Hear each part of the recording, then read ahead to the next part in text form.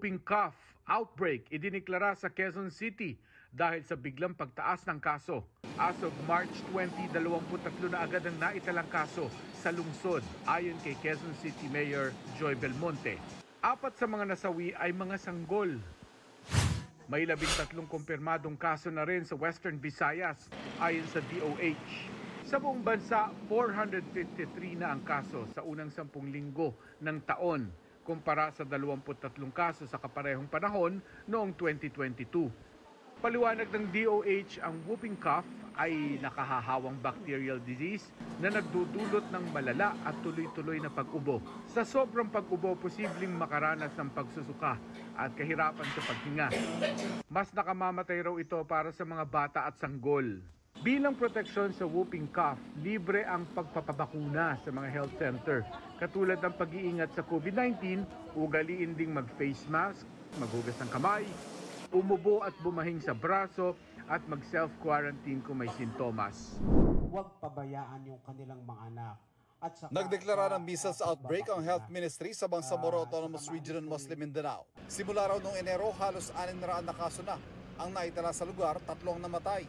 Nakikipagtulungan na raw ang mga otoridad sa mga religious leader para hikayatin ang mga residente na magpabakuna kontra tigdas. May agam-agam daw kasi mga residente kung halal ba ito o hindi. Pwede kaming magbigay ng mga sermon sa mga masjids and then ma-elaborate namin sa kanila yung kahalagahan, ano ba sa Islam yung pagbabakuna. Pinag-iingat din ng mga otoridad ang publiko sa pertussis o whooping cough. Inirekomenda na ng isang eksperto ang pag-face mask sa gitna ng pagdami ng mga kaso nito. Kapag malala na, maaari ito magresulta sa komplikasyon na kamamatay, lalo na sa mga bata at sanggol. Pag hindi tumitigil yung ubo, pwede kang mabawasan yung hangin sa katawan mo, pwede kang mag-respiratory failure, pwede kang mag-pneumonia. Napaka-delikado to sa mga bata less than 1 year old, especially yung mga infant pa na walang mga bakuna. Ang Quezon City LGU nagdeklara na ng outbreak sa whooping cough. As of March 20, mahigit 20 kaso nang naitala sa lungsod ayon kay Mayor Joy Belmonte. 4 na sanggol ang namatay. May 13 kumpirmadong kaso na rin sa Western Visayas ayon sa DOH. Madali lang daw gamutin ang whooping cough kung maagapan gamit ang antibiotics. Merong bakuna kontra rito, pero kinukulang daw ang QCLGU. Sinabihan daw sila ng DOH na July pa darating ang supply kaya naghahanap sila ng ibang mabibilhan. Isinailalim sa state of calamity ang buong lalawigan ng Cavite dahil sa pertussis outbreak. Nakapagtala ng 36 na kaso ng pertussis o whooping cough doon. Ayon sa Provincial Health Office, 6 na sanggol ang namatay dahil sa pertussis. Mula Enero hanggang nitong March 25, nasa 2 hanggang 4 na buwang gulang lamang sila. Naitala mga kaso sa Bacoor, 13 Martires, General Trias, General Mariano Alvarez, Carmona, Silang, Dasmariñas, Kawit, Imus, Cavite City, Tagaytay at General Emilio Aguinaldo. Naglaan ng provincial government ng 40 million pesos mula sa Quick Response Fund para sa pagresponde sa outbreak. Bago nito, nagdeklara na rin ng state of calamity ang Iloilo City dahil sa pertussis. May outbreak din sa Quezon City. May mga naitala na rin kaso sa Taguig City, Pasig City at Bulacan. Puspusan ang pagbabakuna ng mga sanggol sa Dagupan City laban sa iba't ibang sakit, kabilang ang pertussis.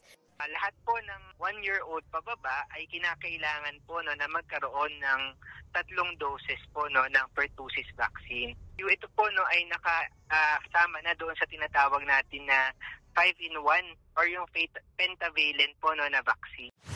Sa Iloilo City na nagdeklara ng state of calamity dahil sa pertussis outbreak, nagbahay-bahay ang mga health worker para kunin ang vaccination status ng mga batang 0 to 59 months. Gakablaka, maniging nakulbaan man sa bata, ay simpre way tangadaan mga kwarta, budlay mag-ubuan sa sangsakit. Sa datos ng DOH, 568 pertussis cases na ang naitala mula Enero sa buong bansa. 40 namatay, karamihan mga sanggol. Sa mga baby, sipon lamang yan. At dahil sa hindi pa sila nag-uubo, magsusuka po yan. At yung taas-baba dibdib, babantayan nila kasi mangingitim yung bibi. At baka biglang huminto sa paghinga.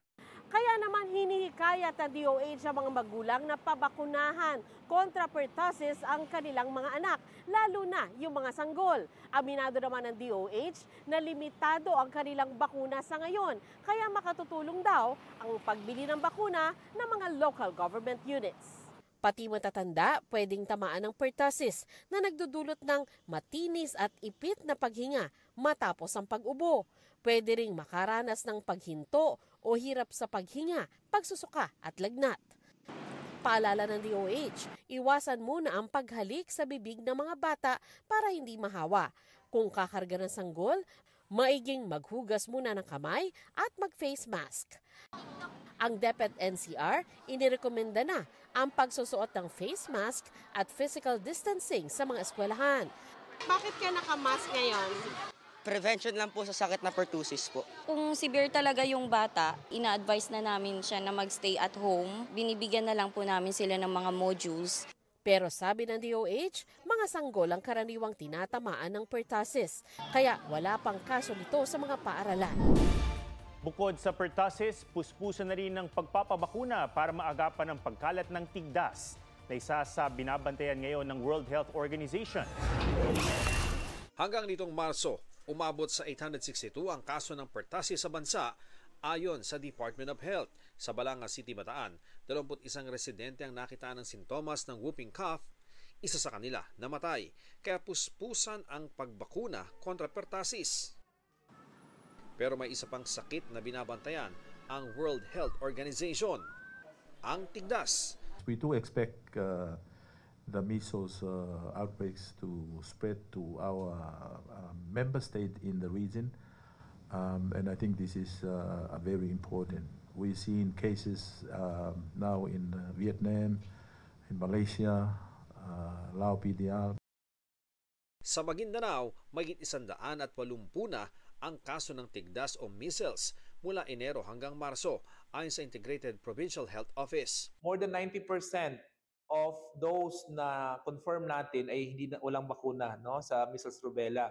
Sa ngayon, patuloy na nakikipagtulungan ng WHO sa regional at local unit ng DOH tulad sa Bangsamoro Autonomous Region in Muslim Mindanao o BARMM. Target mabakunahan ng halos 1.2 milyong bata doon. Bahay-bahay ang ginagawang pagbabakuna. Sa buong bansa, nire-require ng DOH na makalimang bisita sa health center ang bawat bata bago ang kanilang unang kaarawan para sa iba't ibang bakuna. Hindi na kailangan gumastos dahil may libreng bakuna kontra measles, rubella, polio, pertussis, diphtheria, hepatitis B, tuberculosis at meningitis.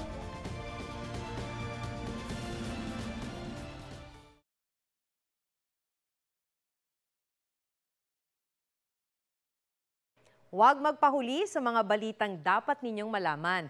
Mag-subscribe sa GMA Integrated News sa YouTube. Sa mga kapuso abroad, subaybayan nyo kami sa GMA Pinoy TV at sa www.gmanews.tv.